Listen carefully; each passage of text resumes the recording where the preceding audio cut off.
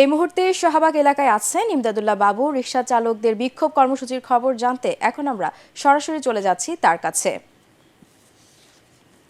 কাছে। বাবু, রিকশা চালকরা হঠাৎ কেন আন্দোলনে? এখন শাহবাগ এলাকার পরিস্থিতি কেমন দেখছেন আমাদেরকে জানাবেন।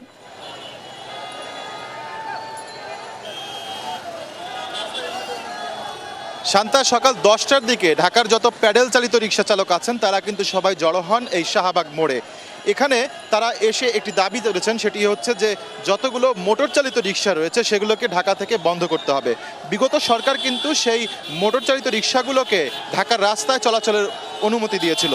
এর ফলে যেটি হচ্ছে, তারা বলছেন যে এই রিকশাগুলো নির্ধারিত ভাড়ার চাইতে অনেক কম ভাড়ায় খ্যাপ মারছে, তাদের ভাষায় যেটিকে ভাড়া নিচ্ছে বলা চলে আর কি, সেটি করছে, যার ফলে তাদের যে আয় উপার্জন রয়েছে সেটিতে কিন্তু নানা ধরনের সমস্যা তৈরি হচ্ছে। এছাড়াও তাদের আরও বেশ কয়েকটি দাবি রয়েছে, 7 দফা দাবি তারা উপস্থাপন করেছেন। এর মধ্যে রয়েছে ঢাকা উত্তর সিটি এবং দক্ষিণ সিটির যে নতুন রিকশা রয়েছে সেই নতুন রিকশার লাইসেন্স দেয়া, পুরাতন রিকশা যেগুলো আছে সেগুলোর লাইসেন্স নবায়ন করা, একই সাথে তারা রিকশা চালকের জন্যও কিন্তু লাইসেন্স দাবি করেছেন।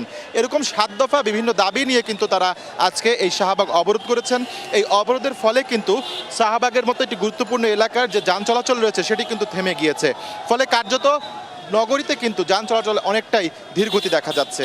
এছাড়াও তাদের যে প্রতিনিধিরা রয়েছেন তারা বলছেন যে এই দাবি দেওয়া মানার জন্য সরকারকে বেশ কয়েকবার তারা জানিয়েছিলেন, কিন্তু বিগত সরকার সেই বিষয়গুলোতে কোনো আমল নেয়নি। তো এই সরকারের কাছে তাদের দাবি, তারা একটি স্মারকলিপি নিয়ে গেছেন। আমরা যতটুকু জানতে পেরেছি শেষ মুহূর্তে যে প্রধান উপদেষ্টার কাছে তারা একটি স্মারকলিপি নিয়ে গেছেন, এই দাবি দেওয়া সম্বলিত 7 দফার দাবি দেওয়া সম্বলিত একটি স্মারকলিপি, যেখানে তারা তাদের সুনির্দিষ্ট দাবি দেওয়াগুলো প্রধান উপদেষ্টার কাছে তুলেছেন। এবং সেই দাবি দেওয়াগুলো আমরা শেষ খবর যেটি জানতে পেরেছি পর্যবেক্ষণের জন্য কর্তৃপক্ষের কাছে পাঠানো হয়েছে। এবং সেই আশ্বাসের ভিত্তিতে কিন্তু আমি একটু দেখাতে চাই আমার সহকর্মী ইকরামুল হক পাপনের মাধ্যমে আপনাকে, যে তারা কিন্তু আস্তে আস্তে এই শাহবাগের এলাকাটি কিন্তু ছাড়ার চেষ্টা করছেন। এবং আমরা যতটুকু দেখেছি তারা যখন এখানে বিক্ষুব্ধ হয়ে আন্দোলন করছিলেন সেই সময়টিতে কিন্তু ছাত্র যারা রয়েছে, বৈষম্য বিরোধী ছাত্র আন্দোলনের যে শিক্ষার্থীরা রয়েছে তারাও কিন্তু এখানে এসেছিল, পুলিশ কর্মীরাও এসেছিলেন, পুলিশের কর্মকর্তারাও এখানে এসেছিলেন।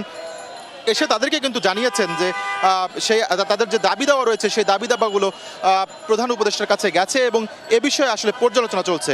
সেই আশ্বাসের ভিত্তিতেই কিন্তু তারা এখান থেকে সরছেন। এবং এক পর্যায়ে আমরা দেখেছি ব্যাপক আইন শৃঙ্খলা বাহিনী এবং সেনাবাহিনীর সদস্য যারা রয়েছেন তারা কিন্তু এসে তাদেরকে অনুরোধ করেছেন এই রাস্তাটি ছেড়ে দেওয়ার জন্য। এখন রাস্তাটি তারা ছেড়ে এখান থেকে চলে যাচ্ছেন।